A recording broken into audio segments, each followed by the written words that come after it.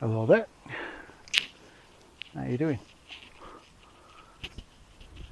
Been a while, hasn't it?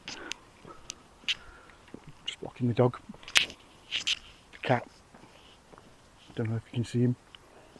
Sat there. Probably see him in a minute. Looking at the moon. Lots of things.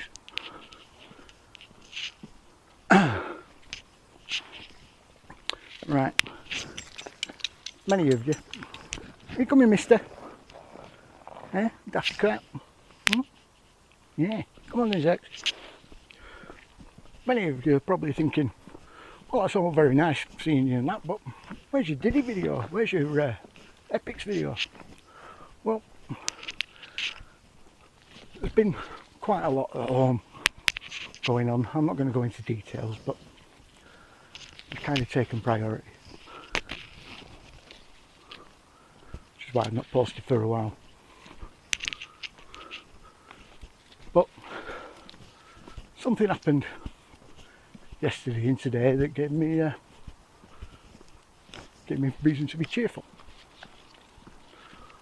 That was to do with the WHO pandemic treaty and America basically telling the WHO where to shove it. Pardon me. But not only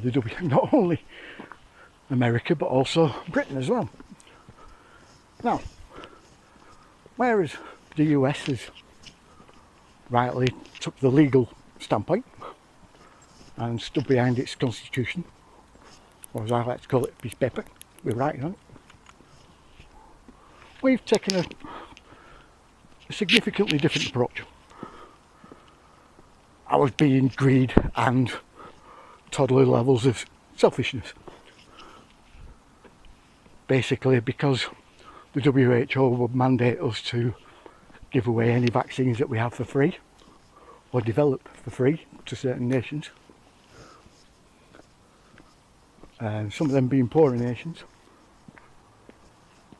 Our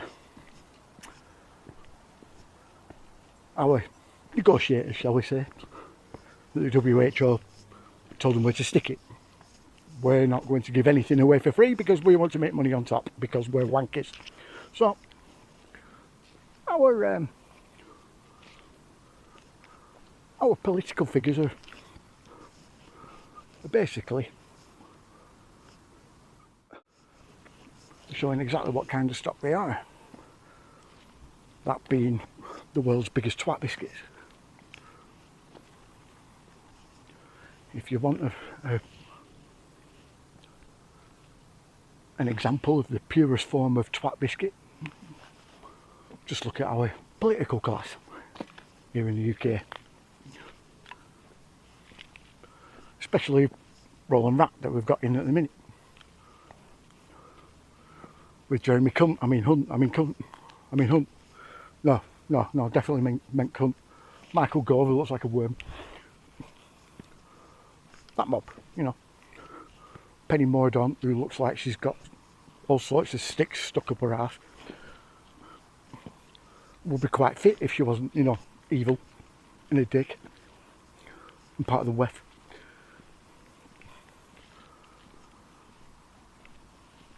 And then you got Sadiq Khan, treacherous, libelous little twat, bald, jabby bastard, who, not a lot of people know this. Some of the first videos I made on YouTube were about you right, mate? And in particular, the PM at the time. Well, not so much the PM, more her husband, who was the one who actually wore the trousers and told everyone exactly what to do. You see, to get Brexit done here in the UK, we got probably the biggest, staunchest, solidest Remainer you could get in Theresa May. That's who we got to get Brexit done. Someone who wanted to stay in the EU and was absolutely ideologically entrenched on that side. Mind you, it's always pretty much 99% of Parliament as well. To say the British people has never had what they wanted and told our MPs to do, and has had every single one of them fighting tooth and nail to do the exact opposite of what the British people wanted. To say that we had a lot of rat bastards in there is an understatement. This is one of those times when the system's rigging of the vote wasn't enough. The reason why it was 53% was because there was that many of us that didn't usually vote, you know, because it's two sides of the same arse, two cheeks of the same arse. We don't want to be the arsehole in the middle. So we just didn't go out and vote. But this weren't a person, it's an idea, it was a movement. It was something that we all wanted. Get out of the fucking EU because it's full of Nazis. And when they tried rigging it, tried making it a landslide without rigging, and we pushed it over the edge, it really got to them, you could tell. Which is why figures like Boris Johnson at the time, who was a pretend Brexiteer, shall we say, I think deep down he probably does believe he's just a bit lethargic and a bit of a knobhead, a bit corrupt. There are some that want to get out of Europe in there, but picking them out is like trying to find a needle in a stack full of needles.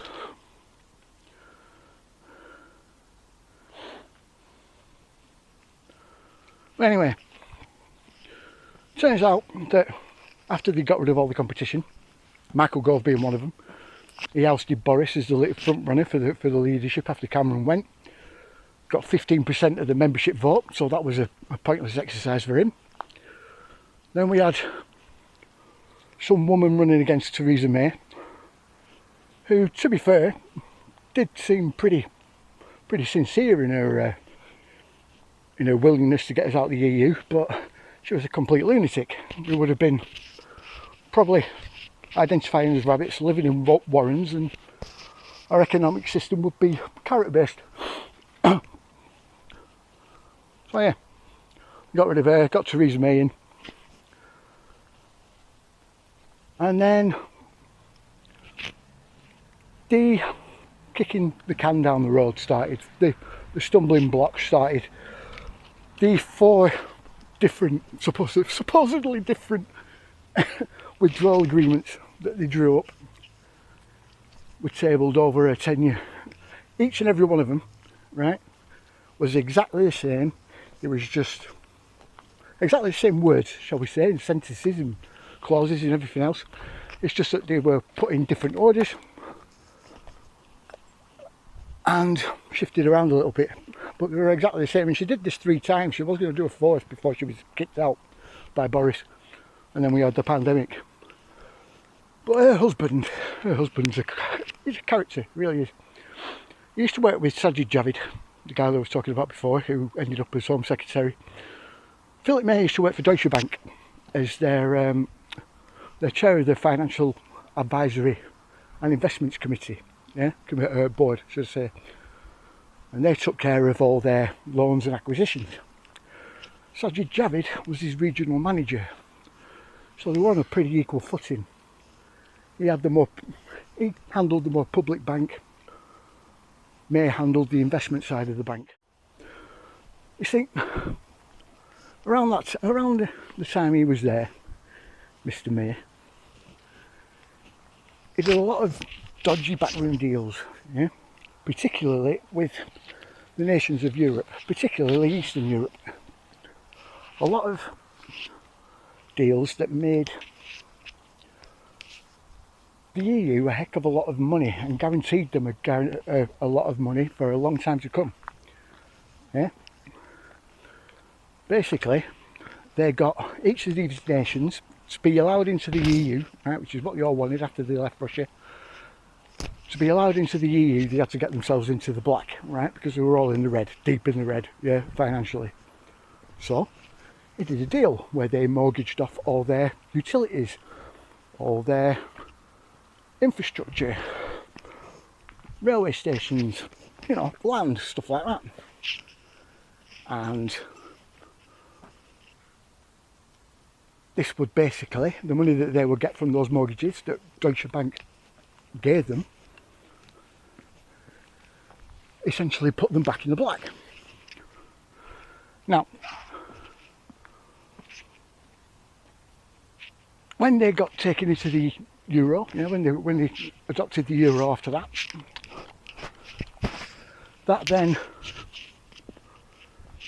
the interest and the payments were basically being paid by the taxpayer, yeah, in euros at a fairly high rate. Now, all of this would have been fine, right? Everyone would have been making money. No one would have really have known about all of this, and no one would have had a problem, yeah? It would just be business as usual, because this, believe it or not, right, is a common practice. Obama did the same, right? The 2008 crash, to get the rest of the banks back in the black, yeah, in America, he mortgaged off every single port on both coasts of the United States, including the military ones, mortgaged them to the Central Bank of China. Yeah, and then didn't pay them. China owns all your ports in the US. Don't know if you know that. That's just amongst other things. You know what I think? It's the Jewish people. Fucking hell, man. You guys need to wake up, you really do. Yeah, China run all your ports, all your military ports as well, all your naval ports. Yeah. On both coasts. And I've done for 16 years now. See, when Trump got in, this was after Obama's third default, yeah, on paying that off. Which is one of the reasons why Trump was charging them such high tariffs, because he wanted them to drop the payments down, or at least cut the interest a bit, yeah, to give them a chance to be able to pay it off. Which is why they had such a big beef with China. Anyway, getting sidetracked. So yeah, Philip May did that. Now, he did this off the books, yeah, because you can't, although it's not illegal, it's not actually ethical to do stuff like this, yeah, so you can't actually do it, you know, in the public eye, basically, yeah. So you have to do it in the background, which means that he had to set up a shell company, set it up in his name or in a name, an alias of his that he made up, and then everything would run through that shell company into Deutsche Bank. He did this a lot, like I said. And then the 2008 crash happened. And all of a sudden, Philip May realised that he needed all that money back, because, as Nick Leeson found out with Lehman Brothers, yeah, he was doing almost the same thing. Yeah, same sort of scheme. Only a little less voluminous in cash, yeah, the amounts of cash that was being exchanged. As he was doing this, he was doing it with companies, not with nations. Anyway, so yeah, he realised he needed this money back, because if he couldn't get it back, and he couldn't get here I am, Mum. And he couldn't get Deutsche Bank back in the black, because without this money they'd go under. Yeah, it's that simple. So if he didn't get it back, he'd end up like Nick Leeson, either on the run or in jail. Yeah. So he chose the run part. Because weirdly, Philip May left pretty much straight after the crash, yeah, within about a week or two. Yeah.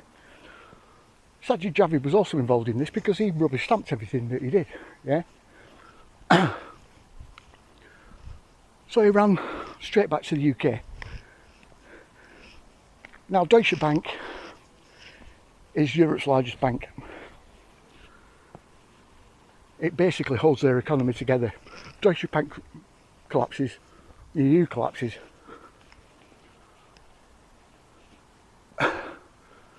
Which is what it's been doing for nearly 15 years now. Just doing it in slow motion. So Philip May comes over here, Brexit happens obviously. Yeah. Oh no, first of all they put us into austerity, yeah, when the EU find out that he's over here. Because Theresa May at the time was Home Secretary. And to save embarrassment, because David Cameron was was really on the rocks at that point as well, they did a deal with the EU, and this is why we ended up in austerity, yeah, in austerity measures. We basically, since 2011, have kept Deutsche Bank afloat, the British taxpayer. No one else has, British taxpayer has, because we've paid double each time, yeah, double whatever the other nation pays, yeah. Obviously, half of that's off the books, but still double. All because of Philip May. Now, when Theresa May gets in, Jean-Paul Juncker is absolute, who's chairman of the EU Commission at the time, was rubbing his hands. Yeah? Because now they had leverage over Theresa, who was willing anyway, but just in case, you know. The threat of her husband being carted off for a very long time didn't appeal, really. Come on. So,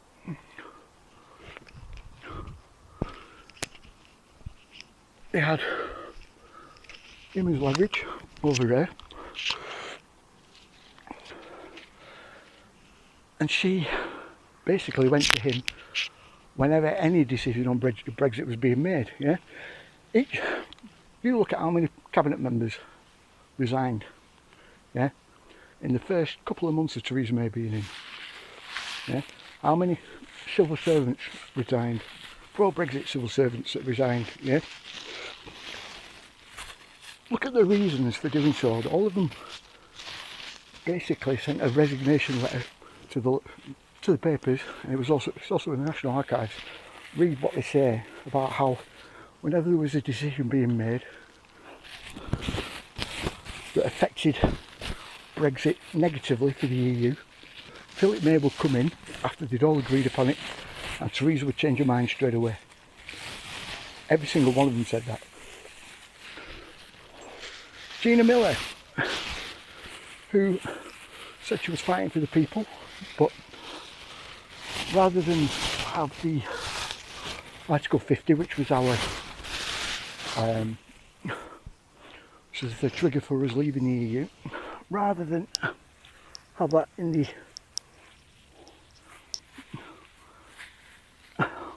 hands of the British public, which is what it should have been, yeah,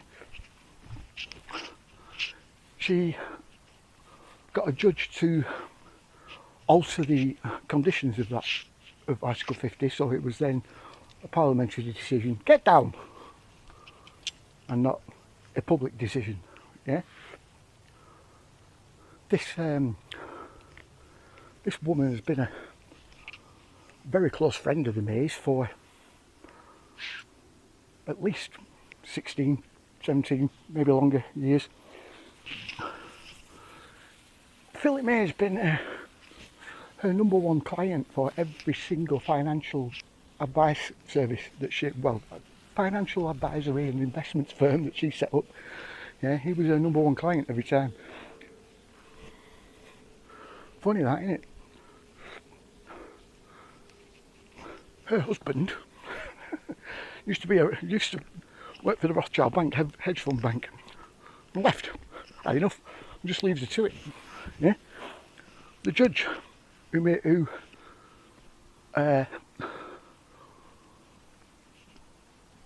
basically presided over the case to get Article 50 put in Parliament's hands, was also related to, he used to be the Rothschild family lawyer. He was also the lawyer for Picer family, Sassoon family. He has heavy ties to DTC.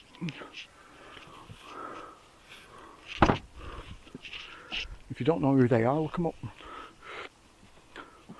They were the missing piece of the puzzle that I didn't have. Thank you, Mr. Ian Carroll. So yeah, we were fitted up by all of them. Why am I going on about all this past stuff? Because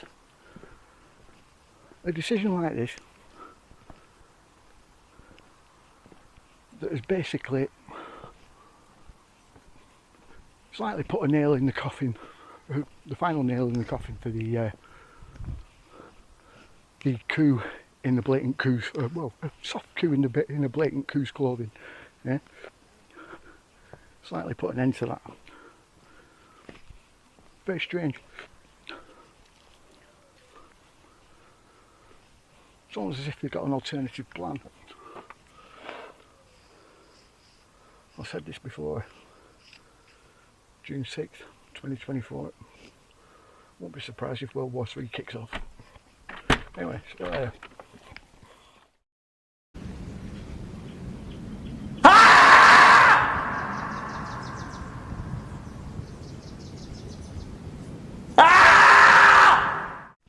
Something I forgot. It's kind of important.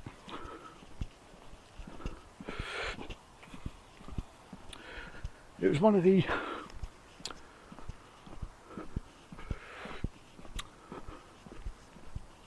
conditions for the UK leaving the EU post Brexit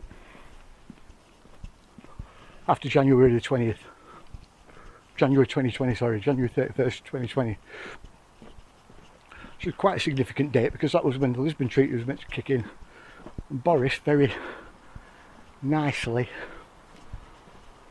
pulled, well, basically said that was our cut-off date, 20th of January, so a week before, if we didn't get everything that we demanded. Oh, there you are, come on. Come on, mister, you coming home? Look at him, little poo ball. Yeah? You won't think, right, something that cute, yeah, would be a terror. He's a terrorist, he lives up to his name. Anyway, yeah, Lisbon was shot after that, which was a really bad deal. It would have been. There would have been no more nations at all. This kind of accelerated the slow motion, snail pace financial collapse of the EU, right? Sort of speed it up a little bit.